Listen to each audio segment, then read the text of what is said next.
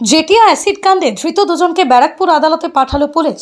হালি শহরে অ্যাসিড কাণ্ডে তৃণমূল কর্মী পঙ্কজ পুরীর স্ত্রী সনম গোস্বামী ওরফে পুরী সহ সহযোগী রাহুল কুমার সিংকে জেটিয়া থানার পুলিশ গ্রেপ্তার করে 7 দিনের পুলিশ হেফাজত চেয়ে ব্যারাকপুর মহকুমা আদালতে পাঠালো পুলিশ।